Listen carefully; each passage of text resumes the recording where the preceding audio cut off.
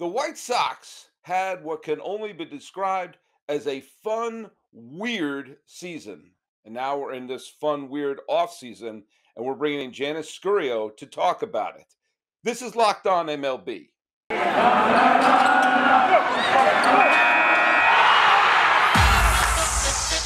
You are Locked On MLB, your daily MLB podcast, part of the Locked On Podcast Network, your team every day.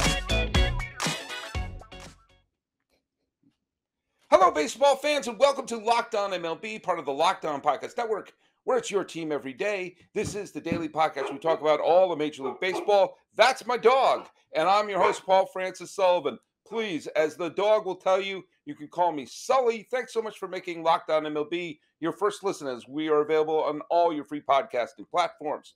Thanks for making us your first listen. I already said that, and I was distracted by the dog. I'm going to keep going. You can follow us on Twitter at Locked On MLB Pod, same handle for Instagram. I'm your pal Sully. I'm at Sully Baseball on Twitter, Sully Baseball Podcast on Instagram. Well, let me tell you something. Of the many teams out there in baseball, one I've always had a strange soft spot in my heart has been the Chicago White Sox.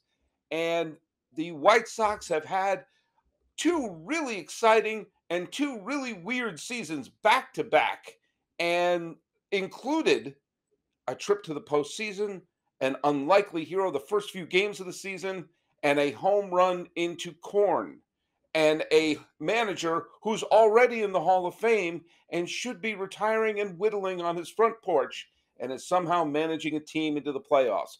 How can I make sense of any of this? Time to bring in someone who knows the White Sox a hell of a lot more than me. Janice Scurio is a fantasy columnist for NBC Sports Edge and does all sorts of things and has forgotten more about the White Sox than I will ever know. Janice, thanks so much for being part of Locked On MLB. Thanks for having me, Sully. Okay, let's just talk about it for a second, because the White Sox, I actually picked the White Sox at the beginning of the year to win the pennant. And part of the reason was I felt they had the best team in the Central, and I turned out to be right. They didn't go as far as they'd like. They didn't get swept, but they had an undeniably successful season. They won, they finally won, was it 93 games they've won overall? Yep, Very 93 good. games. 93 games, won the division. I think got off to a horrible matchup with the Astros, like the worst team for them to play in the postseason. But tell me your thoughts of the White Sox in this past 2021 season, and your thoughts on whether it was a success or whether it's a building block for the future here. Yeah, let's go ahead and work our way back here. So I don't think I was incredibly thrilled when I found out that the White Sox would face the Houston Astros in the postseason, just mainly because the regular season record was not great. I believe they were swept, just recalling this from off the top of my head, they were swept at Minute Maid Park. Historically, the White Sox have never played well in Minute Maid Park. Maybe that's neither here nor there, but I They believe did in okay. They did okay in 05. They did okay in 05. That's true. All right. Sorry, Yes. sorry, I didn't mean to interrupt you there. Amend my prior statement to say that 2005 was a little bit of an outlier, but historically, since 2005, the White Sox have not done so well at Minute Maid Park. The White Sox did win one game. I think it was one game at a Guaranteed Rate Field. Ooh, it pains me to say that. Yeah. So New maybe Comiskey. Just call it New Comiskey. I still think of it as New Smart. Comiskey. Yeah. The White Sox were able to squeak out one game against the Astros. I believe it was Framber Valdez. I believe he started that game. Yeah. But other than that, the track record between the White Sox and Astros in 2021 was not great. So I definitely kind of foresaw an early exit. I might have said otherwise, just basically to save face or to give people some false hope. But things that kind of led up to the end of the season too. The White Sox were also missing two of their biggest stars in Eloy Jimenez and Luis Robert for a little bit as well. So from top to bottom, on paper at the very beginning of the season, this looked like a very dangerous lineup. I think early on in the season, I went on another podcast and someone asked me, does this team have any weaknesses? Especially early on in the season, the starting rotation just seemed as if it was a five-headed monster. Even pitchers like Dylan Cease, who had a very iffy 2020 where he didn't really have great fastball location, and there was lots of concern there. Carlos Rodon, as well too, still bouncing back from injury. I don't think any of us were really expecting him to have a really fantastic 2021 either. Mhm. I'm jumping around a lot. I'm a That's hopeful. fine. That's fine. When I asked you to come on the show, I said we are going to bounce around, and but it right now you are certainly bouncing around like the pinball machine that was this weird season. And Yeah. I want to bring up one thing was that there was, and I know a few White Sox fans. I was talking with a few White Sox fans, and as I said, I've always had a soft spot in my heart for the White Sox ever since they stole Carlton Fisk from the Red Sox, my beloved Red Sox, after the 1980 season. And I've always kind of felt like they were the forgotten team of Chicago. So there was part of me always was kind of hoping that Mm, they would win a World Series first, and they did. Um, but this was a season. The one of the weird things about this season, and this is going to sound really weird, but their death now, they were cursed the nanosecond the Rays put the aft thrusters on and sort of pulled away from the pack. For most of the year, the American League was bunched. And I said at the beginning of the year, like every team, there's going to be a bunch of teams between 90 and 93 wins. I did not foresee the Rays pulling ahead the way they did. And the minute they did that, it was clear that they were going to be the top team. It was clear that the White Sox were going to win the division and that they were going to play the West. And so it was funny, like the White Sox were the first to clinch, and yet there was still this sort of walking the plank that they're right, they're the first to clinch, but they're going to play the Astros. And that's a terrible. And so they're going into it. Of course, there have been upsets and unlikely teams to win, but there was this sense of, "Oh god, yeah, they're in," but they pulled the short straw, and so there was, mhm. like, 2 or 3 weeks of, "Well, hopefully they can pull this off," and then, it just didn't happen. Yeah, I think also too, a lot of folks were saying that all that matters is that the ticket to the punch season, the punch season, the ticket to the postseason has been punched. That's all You know what? that matters. I love the punch season. I love the punch season. I may title this episode "Welcome to the Punch Season." So there Yeah, you go. no, punch. I love punch. Fruit punch. Who doesn't? Oranges. Throw a little vodka in there, but maybe that's for later on. Yeah, that's when they were. That's after, like, who hit? Was it someone hit a home run early in Game 4? Was it Sheets? Someone hit a home run Mac and against. cheese. Yeah, Gavin Sheets hit a home run early in Game 4, which of course the White Sox blew the doors off the dump in Game 3. And there's this thought of like, well, wait a minute, if they win Game 4, then by definition, a Game 5 is a coin toss, and they score that first run and then boom, then everything just sort of went to hell. But like that's when you needed to put vodka in that punch. Indeed, yeah. But I do let's have to say let a couple of notes about Game 3, though. yes. I wasn't able to attend. I had a ticket to Game 3, and I was supposed to attend, but I had to cancel due. I was standing up in a friend's wedding, so I had to sell my ticket. I was very sad about that, but still happy to be in my friend's wedding. So what I did was another friend of mine, another White Sox fan, we were watching the game at the wedding, and then yeah, we just completely see that bomb hit by Leori Garcia to just completely, yeah, like you mentioned, blow the doors off the game, and we ended up having a great time. And like the even better part of the story was that it opened a door for me. See, we're talking about doors more. It opened a door for me to attend Game 4, where I saw that just colossal Sheets home run. Yeah. Yeah. Well, I can one up you on the wedding. I got married, and while I was getting married, the Red Sox were playing a playoff game against the A's, and I said I wasn't going to have my first dance until the game was over, and the game went into extra innings.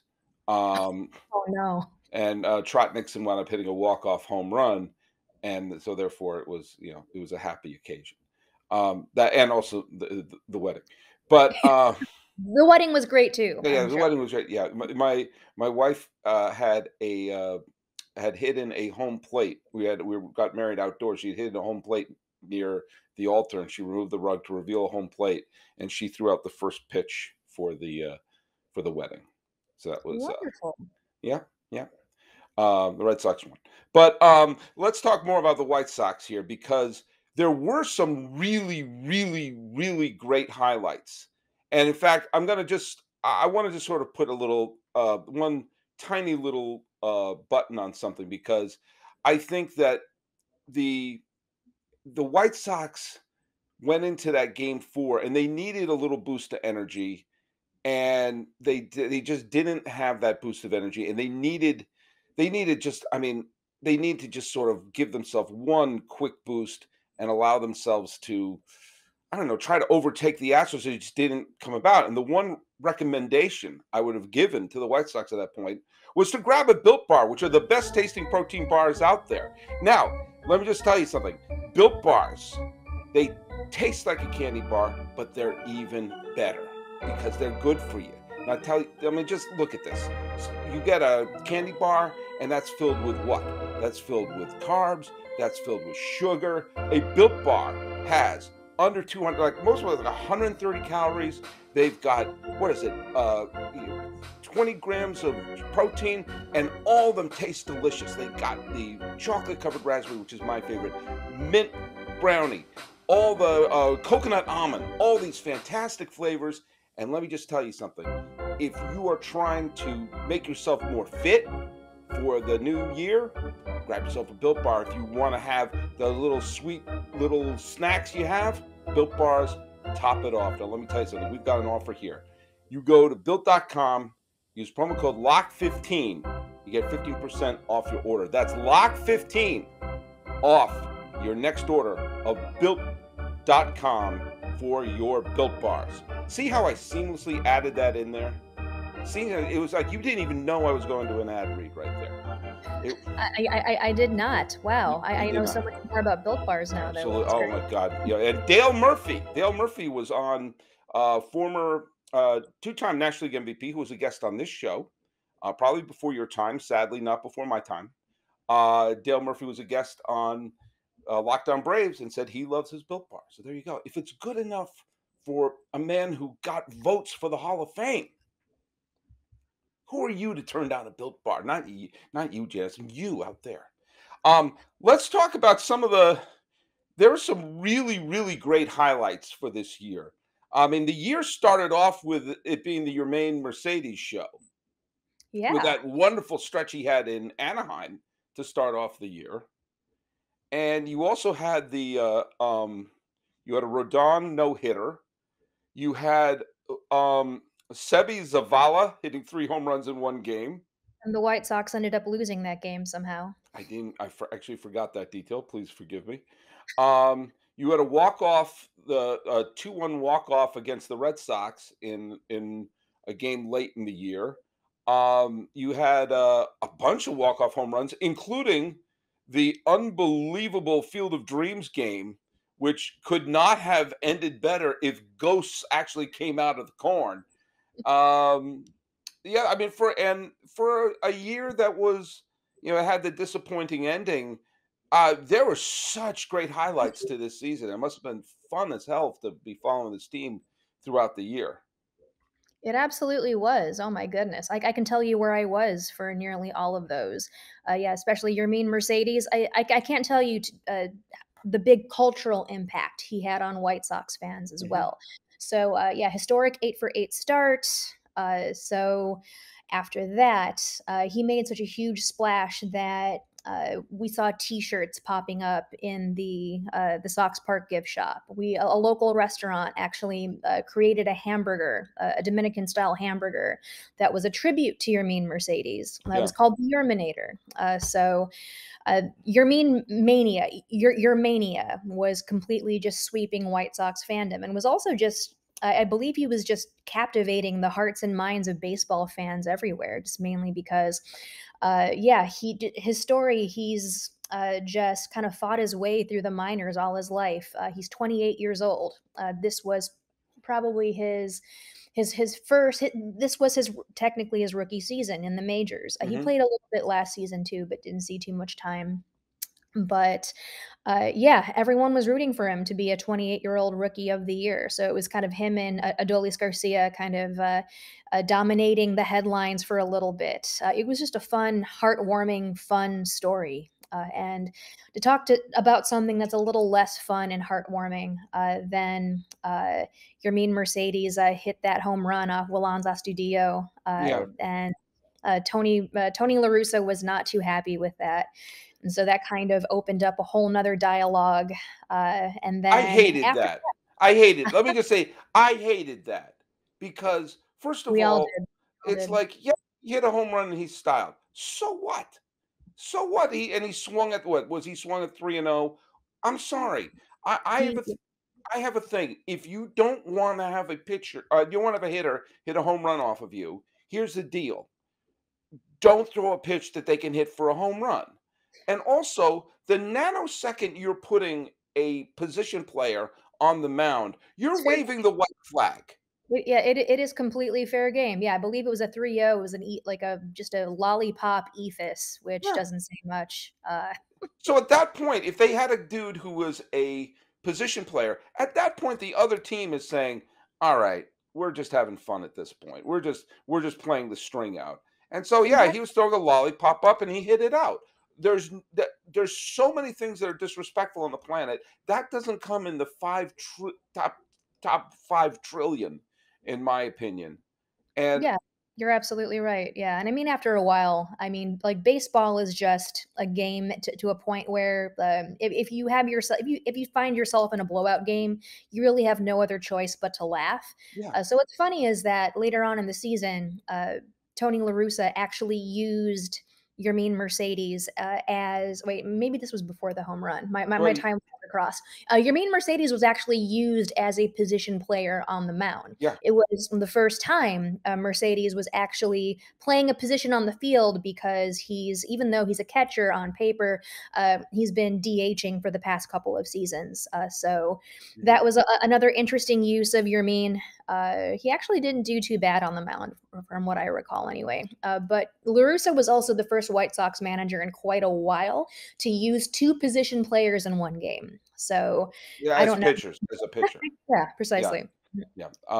Yeah, I just hate that old school stuff. First of all, I believe that, if you're up 17 nothing and you want to steal it. I mean, you didn't, I know. that to me, the key is for the other team to stop you. Also, it's the thing about baseball. It's the one sport you can't take a knee. You can't dribble it out. You can't just skate around and let the clock run out. As unlikely as it is, the other team could technically win. But I've also been advocating on this podcast, and I'm sure you read about it in the New York Times when I said this, that uh, if you're not wanting to have your position players pitch, you don't want to have certain players, blow out. A team should have the option to say, "We're done. We're done." Packing it You up. know, Let's go. let's go. It's like it's 15 to nothing. This is game one of a doubleheader. We're out. We're out. It's like, You yeah, we know, got a flight to catch. Yeah, let's just pack it up and go. and they could, and the way I would set it is they could say we're done, and the other team can say okay, because if the other team has a player who's like on the verge of hitting for the cycle or close to his 3,000th hit or something like that, then no, we want to, you don't get to get out that simply. But Mhm. I think that option should be there, especially when we've seen games where multiple, shortstops are pitching. I'm like, going, come on, this isn't, the nanosecond a position player is playing, you've given up, and you've also given up any right to complain about, oh, but don't hit him. What are you worried about? A position player's ERA? I mean, come on. Yeah, yeah. I'm sure when arbitration time comes around, yeah, someone is really kind of looking at a backup catcher's ERA. Like what the heck? What's going on there? Now, early in the season, every other game was a no hitter. Um, I think a position player threw a no hitter at one point. I'm not 100% sure, but one of them was Carlos Rodon, and Goodness. um, that and that seemed now technically that was the same season as the rest of that. It seemed like it was 1,000 years ago that no hitter was thrown, It but really does. Yeah, I believe it was the second no I think Musgrove was the first no-hitter, and then mhm, it was Rodon, like, a few weeks later, but, like, yeah, that April and May was just no-hitter after no-hitter. yeah, and that was a very distant memory in his start against the Astros. But Rodon had that no hitter, and Lynn got off for a while. He was a fringe Cy Young candidate. I mean, there was a period he was having the best season of his career, and he wound up having a fine season. You look at it's odd that the pitcher who was the real weak link of their starting five was Keuchel, who Mhm. was brought in to be the stable veteran of it, and he was the did he even pitch in the postseason? I don't remember. Did He he did get? not. He was not on the postseason roster, no. Mhm. Yeah, I didn't think so. Yeah, do you know what that's like? I mean, of course, it's not the same result, but it was like when the Giants signed Barry Zito, and when they I won the remember World Series in 2010, he was the highest paid player on the Giants roster, and they didn't have him on the active roster.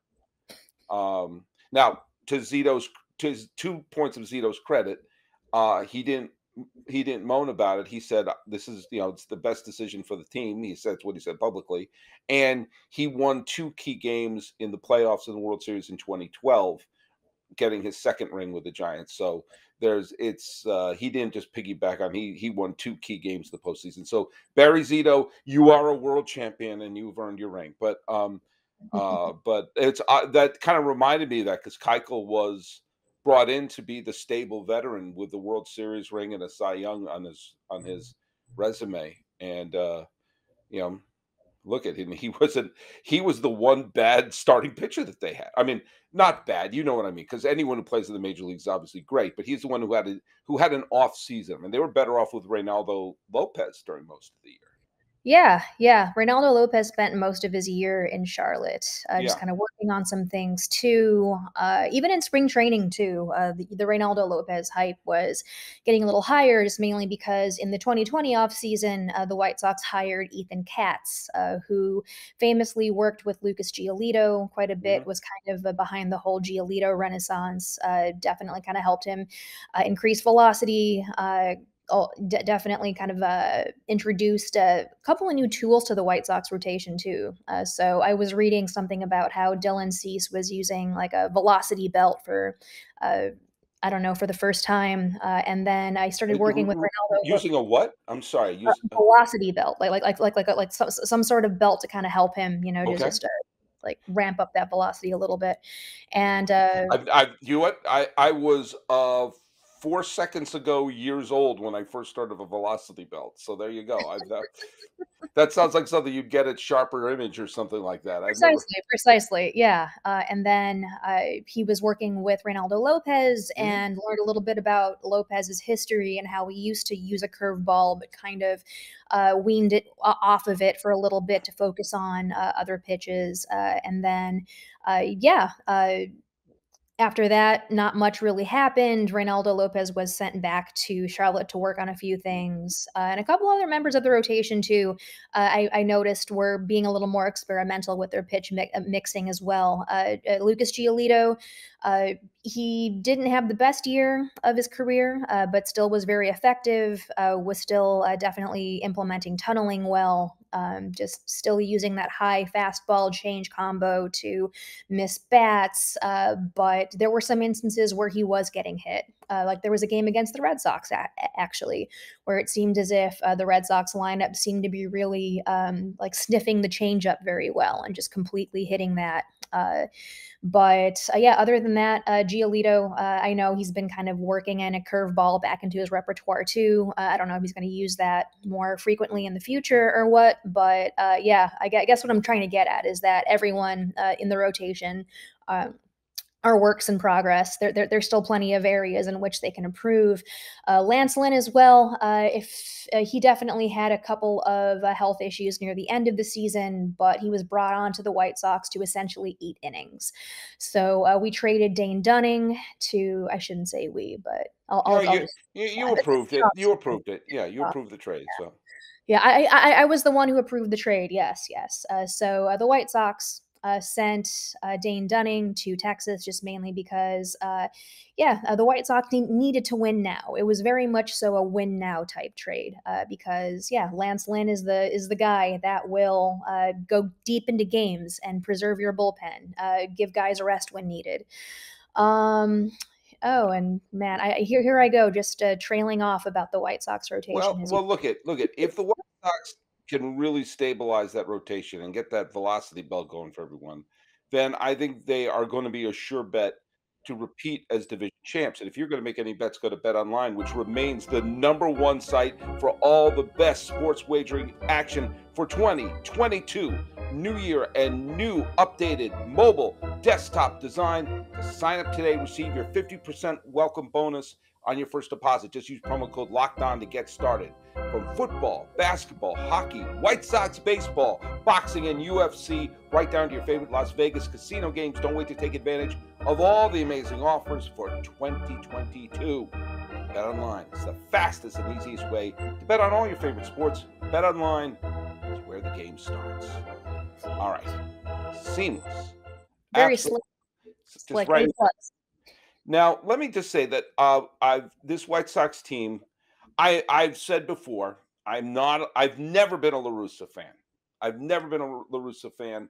I'm not trying to say that there wasn't reason to make a change in the managerial, but I just did not see La Russa as the one to come in.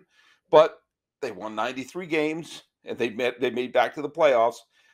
Sometimes it felt like it was in spite of him, but you know what? I'll give the guy credit where credit is due.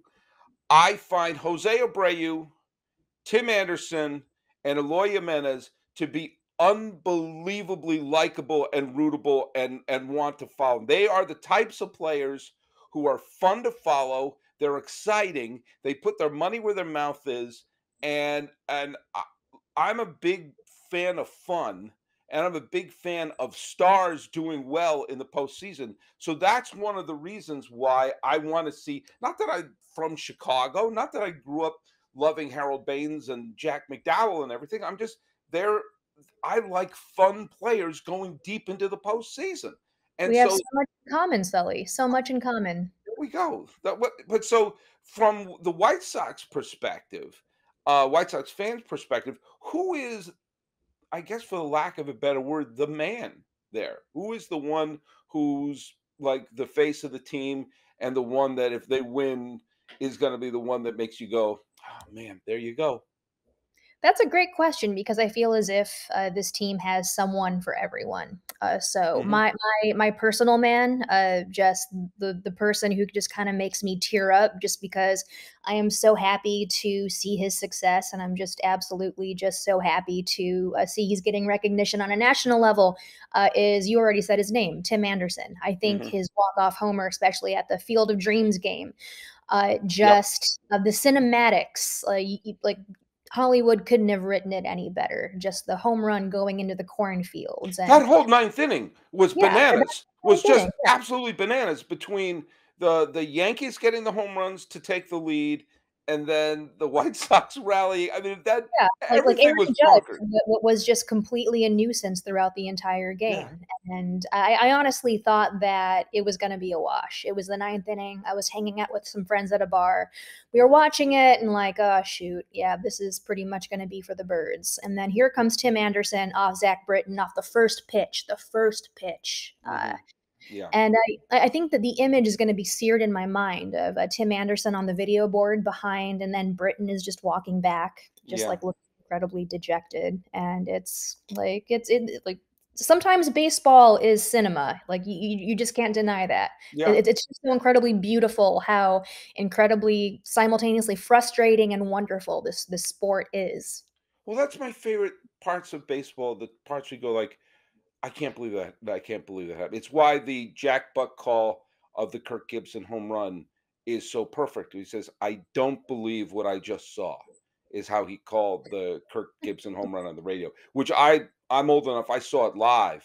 I wasn't there, but I was watching it in the living room with my brother, and um, I was living in the Bay Area at the time, hating the A's because the A's had just swept the Red Sox, and that Gibson was the face of that Dodger team, and he was too hurt to play, and he was hobbling around. Eckersley was the unbeatable. I mean, it was every cliche, and he swings one handed over Canseco's head, and it goes into goes into right field. I can't tell you. I watched that clip. The clips that I love watching, like that, the ball that went over Nelson Cruz's head if he had leapt a little higher, the Rangers would have won the World Series. Rajai Davis's home run, even though the Indians lost that game, his home run to tie it was like, I don't believe what I'm looking at right now. There are moments like that that are just so surreal. And a moment which happened again, I don't ask people with their ages. I'm 49, so I remember all sorts of things. But the when Scott Podsednik hit a walk-off home run that year in 2005, I tied Scott Podsednik for regular season home runs. We had the same number of regular season home runs, I did this. 0. You Yeah, same here. I too also had 0 home runs that. Yes. Now, Podsednik did hit a home run in the playoffs against the Red Sox, which I thought was weird. But the fact that of all people, Podsednik hits a walk-off home run, was so strange. And I love things that are going like, what? It That's was just wild. It was wild, yeah. yeah.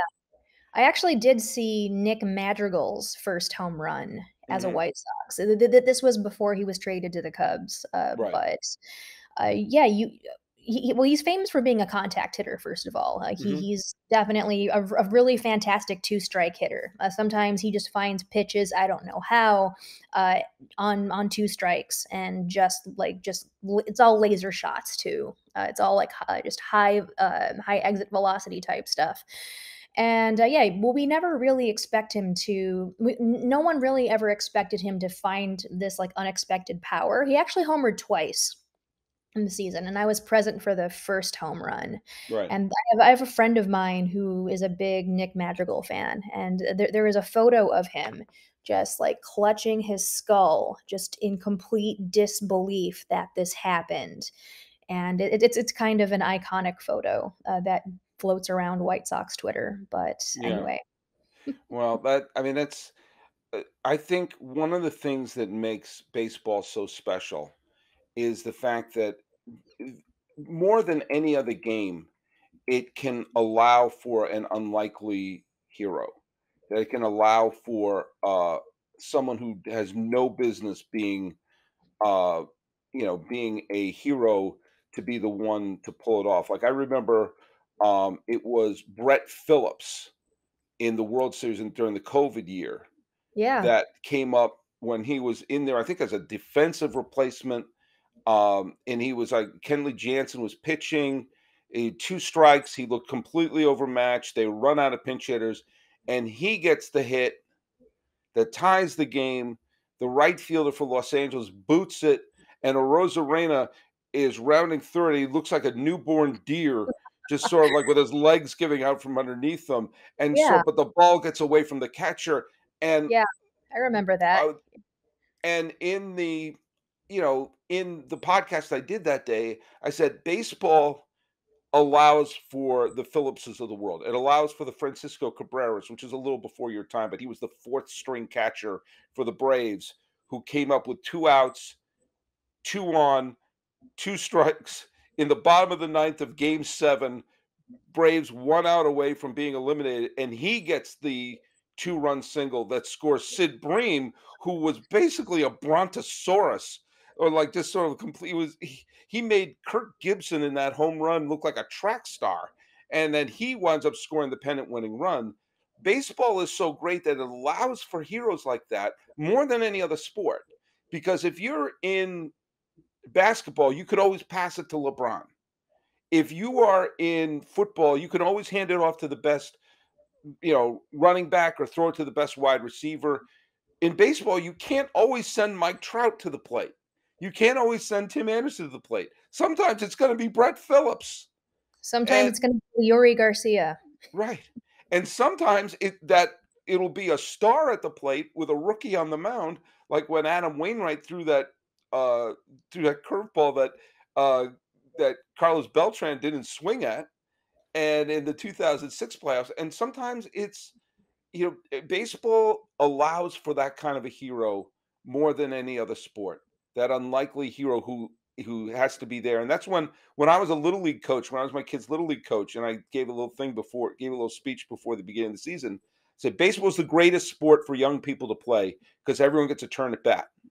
When you're playing soccer, you're just wandering around the field and the two best players just kick it back and forth. But you could be the absolute worst player picking dandelions in right field and tripping over the base. And every 9 times around, you're the one at the plate. And baseball fosters that, which is why it's the best sport of them all. This has been my TED Talk. I can't help but agree. Sully, that's absolutely, yeah. I didn't need to filibuster like that, Janice. I'm so sorry. I'm so sorry. I get that way. I love this. So I'm going to guess you were too young for 2005, I'm guessing. No, I wasn't. Okay. I was there. I was 19 geez. in 2005. I know I don't look my age, so Well, there you yeah, go. I was a college student in 2005. I was there up front and center. So the thing about the 2005 White Sox was that they just completely just plowed through their playoff games. I believe they only lost one game to the Angels, but game 1 they lost to. Yeah. Every series in which they would advance would be on the road. So yeah, I believe they clinched. I can't. I know that they won the World Series in Houston, but yeah, all of them were on the road. They were all on Mhm. the road because they swept the Red Sox in game 3. That was when Cornerco hit 2 home runs. Yep, that makes sense. And that actually, I bring this up with White Sox fans all the time. Again, I was out of my mind Red Sox fans wanting to see them win back-to-back World Series, wanting to see them face the Yankees again. And I'll throw this memory at you. Even though the White Sox won the first 2 games, I was like, come on, the Red Sox were down 3-0 a year ago. This is child's play. And the White Sox they were coming back and forth because Ortiz and Ramirez each homered. Konerko homered a few times. It was a 1-run game, but the Red Sox loaded the bases with nobody out. And like, here we go. It's going to be, I forget. I know Varitek and Damon. There was someone else. It may have been Kevin Millar. I don't 100% remember who. You must forgive me. And I'm thinking, okay, this is the moment. They're going to get a base clearing double. Here we go. And out of the bullpen came El Duque Hernandez. Now, what you must know is El Duque was a Yankee for a long time and had mediocre stats. He had mediocre stats until the playoffs, and in the playoffs he became Superman. And he was a League Championship Series MVP against the Red Sox. He was a Red Sox killer. And I had forgotten he was on the White Sox. And when El Duque came out, I thought, you can't do that. You can't bring in a Yankee now. That's not fair. And El Duque got the first 2 batters out, full count on Johnny Damon, and threw a ball basically in the dirt. Johnny Damon tried to check his swing, and the ump called him out. Now, if the ump said no swing, the game would have been tied. Ump called it a strike 3, inning over. Whew. And I was absolutely livid. And the White Sox got an extra run, and they brought in Jenks to finish it out. And what I remember about the ALCS was that the White Sox won games 2, 3, 4, and 5, and they were all complete games. Yeah, that's true. Yeah. I'm doing some of this from memory, but I remember Garland, Garcia, Burley, whose name I will never spell correctly, ever. You have to pronounce it in your head phonetically. Burley. Burley. Yes. And then Contreras threw the complete game. Mm-hmm. But I believe this about why, because when the Red Sox won the World Series, it was the greatest event in the history of humanity since the fall of the Berlin Wall. When the Cubs won the World Series, at that moment, from that point forward, everything has gone wrong on the planet Earth. So I think it was all the people selling their souls at that exact moment when the rains fell, and then Yeah. after that, everything has gone wrong on the planet. I hope you're Mhm. happy, Cubs fan. But the White Sox Timeline. but the White Sox championship never got the same press and the same love. And I think it's twofold. I think the White Sox have always been the forgotten team, but I also think it's because what you said, they absolutely snowplowed through the postseason. The Cubs had to come from behind and win that dramatic game 7. The Red Sox had to come back from the 3 games hole against New York and win the dramatic series. Uh, the there were 3 good games against the Astros, but the White Sox won all of them. There were some good games against the Angels. The White Sox won all of them. So there was never a moment where a White Sox fan was thinking our backs are against the wall. It Never. was they're the only 2 teams in the wild card era have won the World Series losing only 1 game, the 99 Yankees and the 2005 White Sox. And I do remember just throughout all of 2005, the team was, as a whole, very strong throughout the Mhm. entire year. I remember watching the spring training games and being like, I know this is just spring training, take it with a grain of salt, but everyone from top to bottom was doing very well. I do remember that September did have a couple of hiccups. The Indians got to within like a game and a Yes. half, I think, if I Yes. remember. Yeah, Cleveland came pretty close, which was also kind of the story in 2020 as well. Well, Mhm. actually, that was the story in 2020. Yeah. And the White Sox still ended up getting into the postseason via a wild card game. Yeah. But yeah, I do remember a stretch of 2020, not a stretch of September where, yeah, there was a little room to be concerned. But other than that, it just seemed as if, yeah, the team just bounced back well as soon as the postseason hit. Yeah. Well, I remember as a Red Sox fan, that first game where Matt Clement forgot that these games counted, and AJ Pierzynski homered, and I was like, Former okay. Cub, former Cub Matt Clement, yeah. And then Graffinino made that critical error in game 2, and then El Duque Hernandez was unfairly brought in because he was not a White Sox. He was not a White Sox. He was still a Yankee. He was still a Yankee. That's what also made it weird because the White Sox uniforms look like Yankee uniforms. They had the same color, the pinstripes, the same color scheme. So he didn't look out of place. Right, yeah. It's not like Mhm. he came out in a Padres uniform or something. It was And he close still enough. right, he still had the high socks too, so pretty much it was a palette swap. He just changed colors, that's Yeah, all, it's not instead of doing it should not have been allowed. Should he not time traveled, yeah.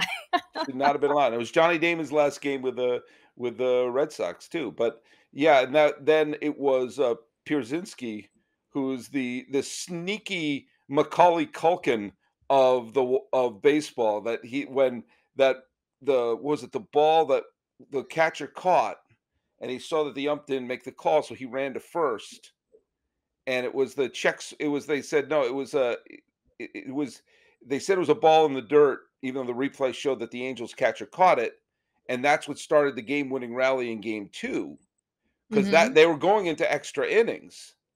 And remember, the White Sox lost game 1, and they're going extra innings. And the Angels think if they could go up 2-0, go back to Anaheim with a 2-0 lead, they'd have a fighting chance because the Angels were a tough team, and They were. the Angels had just beaten a really good Yankee team.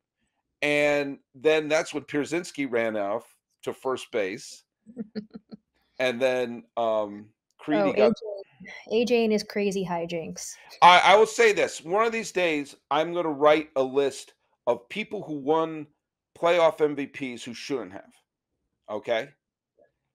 And I'm not taking anything away from Paul Konerko, who's a wonderful player, all-time great White Sox. Joe Creedy was the MVP of that series. Joe Creedy got the walk-off hit that day, got key hit have yes, I know Konerko got those huge home runs in Anaheim.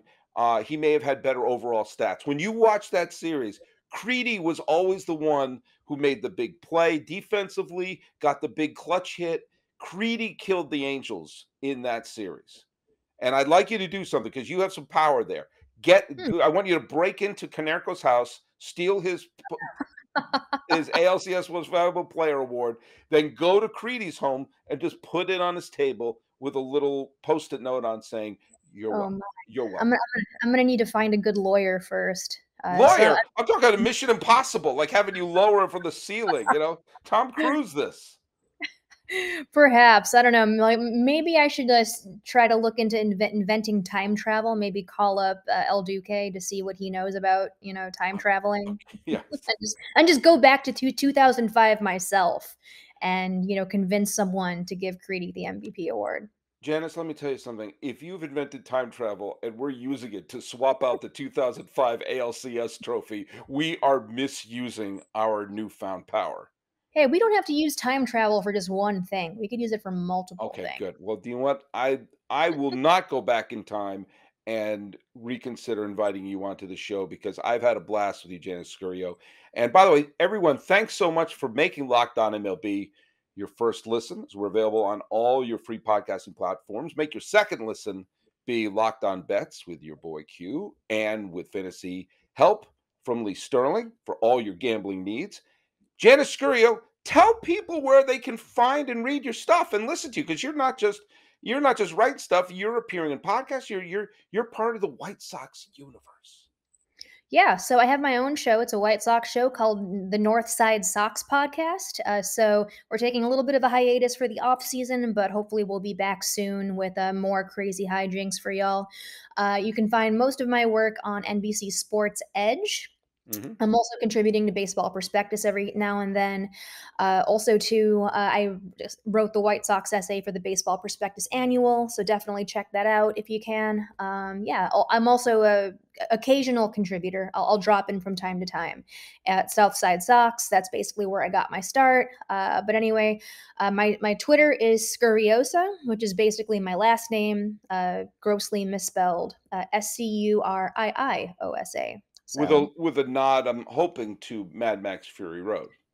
yes, that's exactly what I was going for. All right, cool. By the way, the best film of the 2010s was Mad Max Fury Road. And welcome to Locked On Mad Max Fury Road. I don't know. I just love that movie. I just think it is a phenomenal film. And if you've learned nothing, let's review. If you've learned nothing, you've learned that there was no problem with Yermin Mercedes home run. Tim Anderson's easy to root for. Joe Creedy was robbed of an ALCS Most Valuable Player. And you got to watch Mad Max Fury Road. If you learn nothing else from our conversation, four things that you got there. And you should also learn to follow Janice Scurio because she's a lot of fun. And hopefully you've had some fun here. You could follow us at Locked On MLB Pod. Same handle for Instagram, on Twitter and Instagram there. I'm your pal Sully. I'm at Sully Baseball on Twitter. Sully Baseball Podcast on Instagram. Time traveling with Janice Scurio.